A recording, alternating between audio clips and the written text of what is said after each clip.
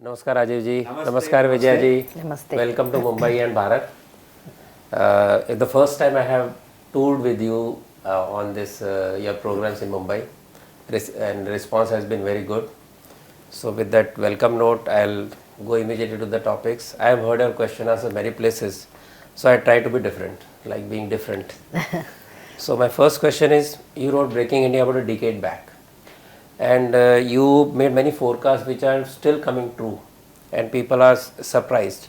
At what time did you realize that book is already outdated and need to write a new book and move to Breaking India 2? What was the time and how much time it took for you to do this research and come with this 2.0? Perfect. So, for many years, first of all, I want to know that I'd like to not look at just examples and some problem, but always go beneath the surface. Like a good doctor has to see what's the root cause. So when I keep looking beneath the surface, I look at the flow of ideology, the flow of funding, what is their agenda, and then when I start finding that there is something common between this one and this one and this one, there's some common source, that becomes very exciting. So one of the common sources I started discovering was how American Marxism, racism, was being turned into Indian casteism and equated. This is a very new thing. पहले कभी हुआ नहीं था इतने scale में. Second, I found that this center of all this activity against India being Harvard, not Church, which was in the Breaking India 1.0 or Maoists, and now it is like a very prestigious place where the elite people go. Government sends IAS people. Government sends IAS people at government expense for training to Harvard, who are supposed to come back and be a good government people, but they are learning all these things. So this is a very big surprise. Then I found that the Indian billionaires are funding this. So all these things came together, and I realized that this is totally different than Breaking India 1.0. Now the strange thing is, when I started writing this, when we started talking to people, our own people thinking, हाँ हमने सुनी हुई बात, because they thought कि Breaking India 1 ही होगा. True. So we have to now tell people that this is different. The Kurukshetra has changed. Right. Our enemy is not sitting still. Right. So previously we learned how to combat them in the old way because they were a certain level. Now they have changed the game and we have to change accordingly. So that is why it's needed today. So when did Vijaya ji enter this particular part of the battle? So there is a lot of research that came about, and one of the things that I've learned working with Rajiv ji is how do you put a narrative together? How do you see through all this, data points that you have? How do you make a connection? And more importantly, how do you substantiate it? We make sure the references are all there, double check. In fact, our endnotes are more than 100 pages. And not only that, we've gone through many websites. One of the things that Rajiv ji does is to make the team make a copy, because tomorrow they could scrub all these websites and say, we've lost the evidence. So it takes very meticulous, not just finding these data points, connecting them, coming up with a framework, but also making sure that we are just not making ad hominem attacks. We are not making personal attacks. We are not just sort of coming up with conspiracy theories. So we have to collect the data, make sure that it's all secure, the data is secured, and then, so that we have a well, presented argument and with tight references and, a backing of. So one point she made, I want to elaborate, is that we have, there are 1200 references, something like that. So whenever we are quoting something from a website, the point she's making is very important. They may delete that. Yeah, I saw that. In my own case also, I had to go back and find new reference there. So what we do is, we have downloaded every single link and every single reference we are giving. We want to be able to prove it 100 years from now. Whether they delete or not will not matter. So we have created a website where we have put all the references, and we can go there and prove, because we've got a copy even if the original gets deleted. This is very interesting. That much work, I think most scholars won't go through. So this change of Kurukshetra brings me to the second question, that new left seems to be ahead in the game. They're always the generation ahead of us. Yeah. So I read the book, I realized that maybe Breaking India 1 was at least people had some idea what's happening on the ground, but 2.0 is Nearly everything is new, though we have snatches of it. I go on TV debate, I bring out some research, I talk about it, but the depth of that information, so it makes me wonder the new left which is ahead of the game. For example, people said Wikipedia is fine before they realize that Wikipedia is being controlled by the left, Right. at the back end, by the editors. Same is true of YouTube, same is true of Twitter. So people who will cancel you, who will stop you. So this being ahead of the game. For example, even Gramsci himself was ahead of the game, that he realized way back that this Marxism is not going to work. So from economics he changed to culture. Right. So in this case, if that is so, then what is the strength and what is the weakness that you look at from this particular strength of left? What is the weakness from where you think you can, take a counter against them? So the strength is what you pointed out. Firstly, they are a very mature ecosystem, like which we are not. They all work together. आप एक के साथ टक्कर हो जाए, one fellow they will have hundreds of them after you next morning. In my case, if they come after me, then I have to go calling people saying, Ratan ji, please help me. You have to call some people. Somebody will join, somebody will say we don't want to. So they don't have that problem. They have a standing army. There's a very big strength. Secondly, they are very serious scholars. They read a lot. They know more about us than we know about them, by and large, in terms of the average person. Imagine how much they study about us, and they write and have meetings, gatherings. So their level of rigor is very high. Ours are more emotional, bombastic kind of thing. But the level of rigor, very, very few people are very good scholars. So these are advantages they have. And third is they are global. They are across countries and across cultures. So you'll find these global left everywhere. They are every country. There's the global left people, and they are beyond borders. They network with each other. We are very locally here, maybe some in US, some here and there, but we are not as globally connected, and we are new. Those are their strengths. I just added one more strength. Yes. Is that they're very good at putting out toolkits for the distribution of their knowledge, whatever they come up with.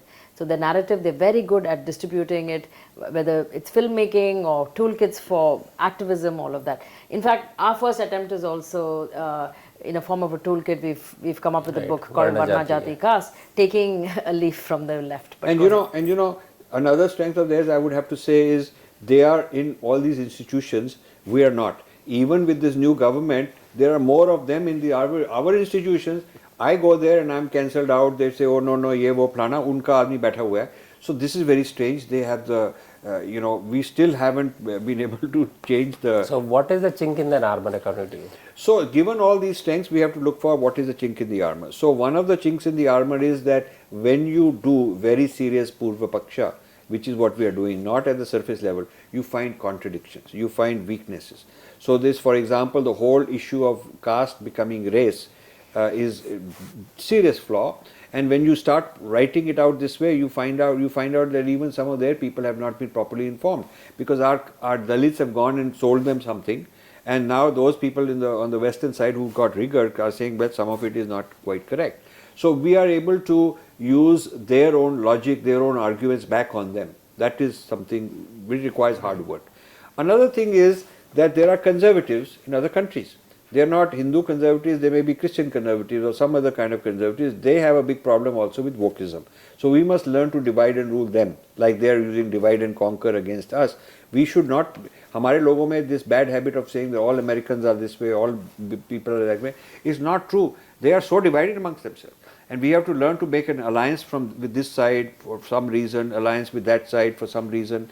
There are certain things that we can have alliance with French, something with British people, something with American conservatives, something with American liberals also.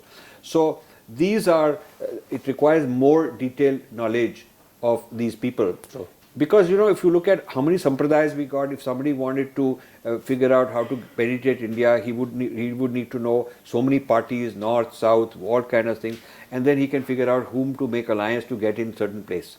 True. Similarly, we have to do this. We must know the map of each of these countries and these cultures far deeper than our Ministry of External Affairs or Culture Ministry hasn't invested. We really don't. At the government level, we really don't know them that well, other than what is said in the newspapers. All these attacks we get, that whether it's Jai Shankar or some other minister has to respond, we are reacting after it happened. No ability to predict anything, no ability to go deep and say, unka ye network hai, what are they planning now? So much resource we have, embassies we have. So I wanted to ask this later, but I ask you right now, since you raised the issue, that your work, how many people or how many groups have started understanding your work, especially snakes in the Ganga? So, the book is very new, relatively. The Breaking India original earlier book took 10 years. Look, it took 3-4 years when people started. Really, it was like all over the place. I expect this will outdo that. This will be much bigger than that because the initial momentum is bigger than that. Plus, we have created a basic foundation of lot of people. At that time it was very difficult for us to even get some appointments to go and talk somewhere because they would say, who are these fellows and why are they saying all this, must be conspiracy theory. We have credibility now. People give us benefit of doubt. Even those who don't like us will say they are serious people and you cannot trivialize them. So I think my guess is it will take 3-4 years and it will be something there will be must reading for everybody who wants to understand international affairs.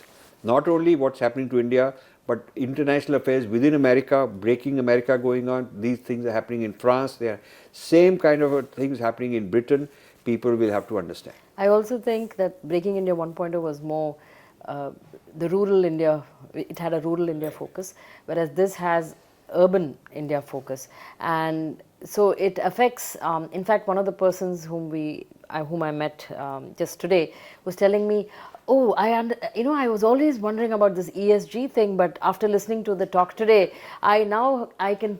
He was doing work on ESG. He said, I'm rethinking whether I should do it. So he said, now I understand what's behind this, right? So it is actually affecting the person that reads the book. It's not a villager, that it's affecting. It's actually affecting you and I, people in the workforce, in their children, in the education system. So that's why we think this will have a bigger momentum. So along those lines, one of the things that is done top down is that they create a certain area in which they start developing an index to measure how to measure your social justice, how to measure your religious pluralism, how to measure your diversity, how to measure your environmental policy. So all kind of things you measure, you create some index.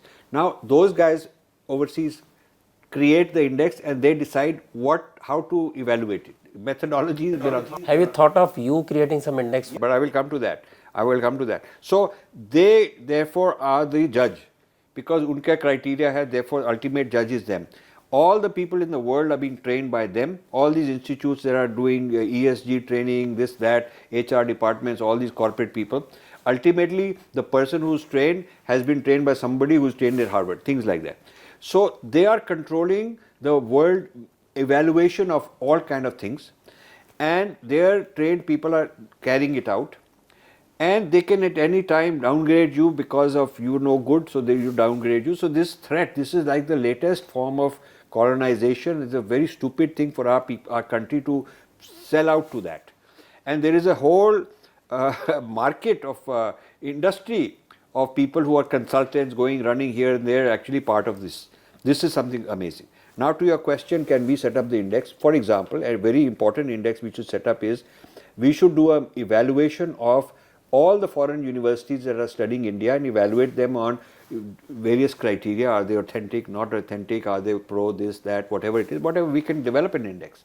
And we can go and do an audit and evaluate, and we can train other people of our kind. We can, if an organization wants, we can conduct a workshop, train their people how to evaluate. So, then they'll be on guard that we are watching. If we are watching, then it gives us clout. If somebody wants to donate and give philanthropy to some group, he will look at the index and say, no, I can't give it to you because that guy's index is better, yours is not good, please work on it. It gives us some power. This would be great as one example. On a lighter note, actually very serious note, and knowing that Islam and communism cannot coexist, new left, any left cannot coexist, how come this alliance is there and how long this will last?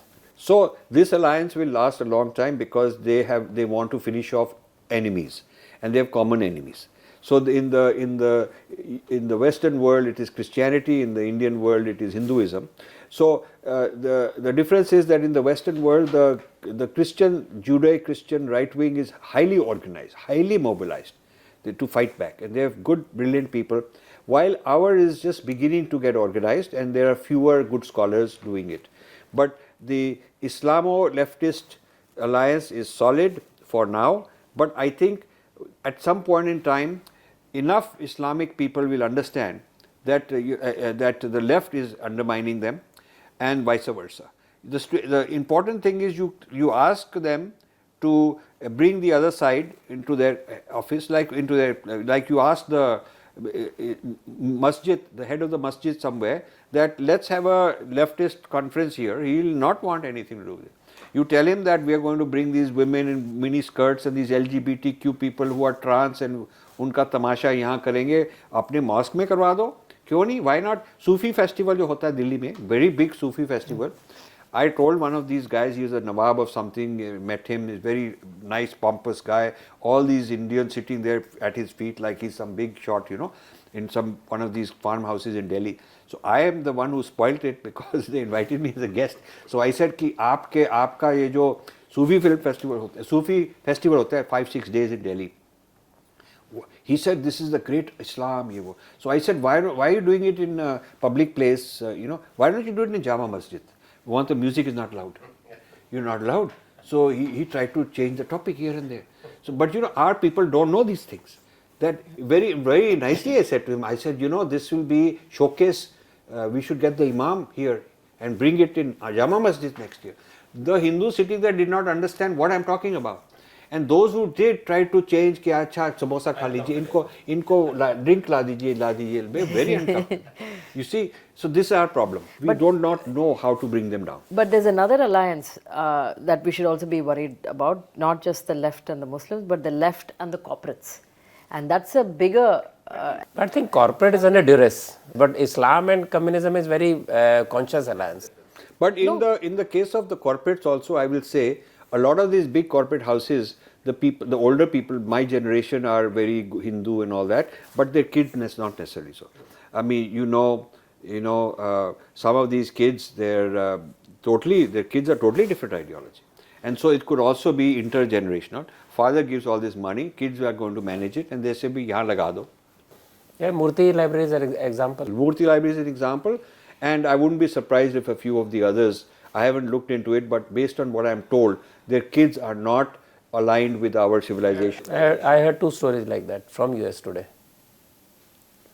That brings me to another question, that since a lot of atrocity literature is written about India, are there people who are writing atrocity literature about the other communities, and are we trying to open new battlefields like they open the battlefield for us to rush there and you put some fire extinguisher? Is there anybody has plans of creating new battlefields for them? Because there are too many contradictions. There are too many contradictions. And so the thing we have to leverage, where we need help because we are trying to do it single-handedly. But there are so many battlefields internally where a certain group of people within the Western world is attacking another group of people within the Western world. We have not come up with alliances. We have not identified them, brought them here, understood their argument, used them to argue on our side. So so I'll give you an example. Long before the Ram Mandir happened, this mosque was demolished and all that, there were people wanting to demolish it on our side. So they asked me what to do. So I told them that a lot of the pre-Christian pagan people want to demolish the churches, and the left supports it. So, for example, you go to Mexico. In Mexico City, the biggest cathedral, huge cathedral, is considered a World Heritage Site. They were doing some renovation work, and in the basement of it, they found that it was built on top of a Native American temple, just like building masjid on top of mandir. So that happened. The left supported the Native Americans and said this should be demolished. Big story on that. And then they found many other places in South America this had been done. They were anti-Christian because then the leftists were supporting the natives. Now, whether they succeeded or legal, there was a stay order, that's a different matter. I told our people, bring these kind of leftists here. They are not Indian leftists. Keep the Indian leftists out, bring the leftists from these countries and tell them that we got the same problem. And let them come and talk about why this church in Mexico City should be demolished, why it has created a problem, natives have more rights. we should be positioning ourselves as the natives of this place along with like the natives of other places. So we can find bhed and cleavages in their alliance, but we have to be very clever about using it. You know, we have more in common with blacks, with Hispanics, and as a persecuted and native Indians, as persecuted communities and races. Then how come we are not able to create an alliance with these people, and these people are more happy going to the left? So let me tell you, yes, but since you've read Breaking India, the original one, I talked about the Afro-Dalit in that book. Now I told people here 12, 13 years ago that Afro-Dalit is going to become a very big problem. So we should go and educate the African Americans, the blacks, from our point of view. We should talk to them about we've all been colonized, they've been colonized, we've also been colonized. We should build these bridges, but we didn't do that. So it's a negligence on our part. Now it is like too late because the other side of the left captured this Black Lives Matter movement. The left captured this Black Lives Matter, and then they brought in the Muslims, so the Muslims captured it, and now the Dalits have said, okay, now we can come and do this. So this coalition of blacks, leftists, Muslims and Dalits has been formed. It is a recent thing. It is not necessarily that solid even. We should bring Dalits on our side. Our case is very strong in the sense that, why am I being called oppressor? I always go there and say, my culture has been oppressed for 1200 years. I am colonized. Before the British, I was colonized by the Muslims. So when I say that and I have hard facts, they have no answer. They can just avoid me and blame me and attack me, but they cannot answer to me. So we have very strong arguments that we need to train our people how to use these arguments. For lack of time, friends, I have to close the interview now. But I can tell you, you may find many of the arguments too much outlandish because you never read the book. There are too many terminologies, too many points coming up. So I would suggest that you read Snakes in the Ganga, so you can understand what arguments were going on and then see the interview again. Thank you so much. Namaskar.